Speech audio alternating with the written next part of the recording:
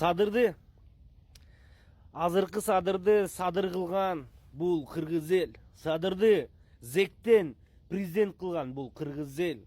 Садырды зектен чирип жаткан жеринен долларовый миллионер кылган бул кыргыз эл. Эми ошол кыргыз элдин алдап манипуляция жолу менен атасынын апасынын баласынын өлүп калган үмүттүн арбагы менен карганып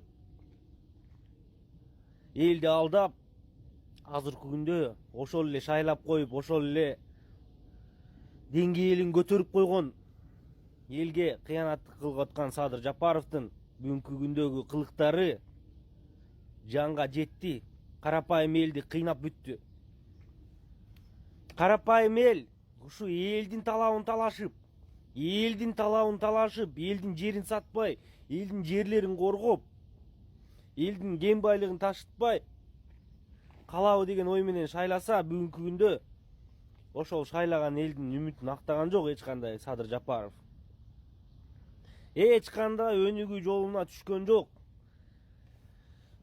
Зөөкүрчүлүк, Канкор Бакиевдин программасы азыркы күндө Кыргызстанда жүрүп жатат. Ошондуктан кыргыз элим баарыңар ойлонуп ишти кылыш керек. Ынтымакка келели туугандар. Жаштарды колдогула, жаштар бириктик, жаштарды колдогула бир туугандар. Жаштар келечек үчүн, жаштар келечекте жаңы Кыргызстанды биригип, жаңы Кыргызстан курабыз туугандар. Шакалдардын баштарын алыш керек мына.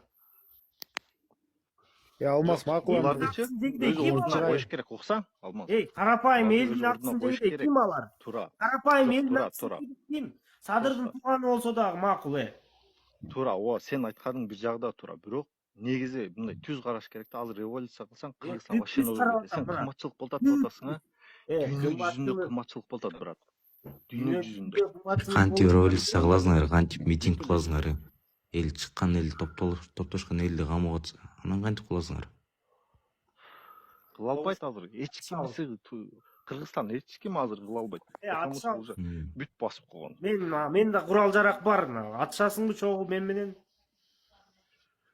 Сен де курал жарак бар, а Кыргызстанда армия бар, понимаешь, брат? Сен служба кылган баласың, мен да служба кылган балам.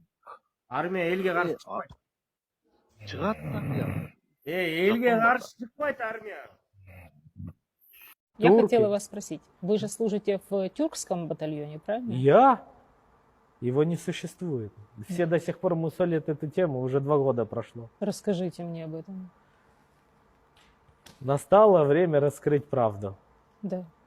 2 года все верили в эту сказку.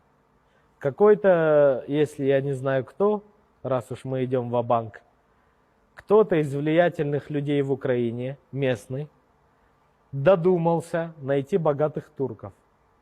Нашли какого-то чучмека, причем он натуральный чебурек, прям.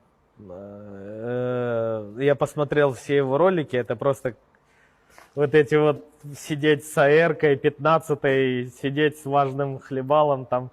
Нашел мужик каких-то идейных турков, которые готовы были вложиться в Туран.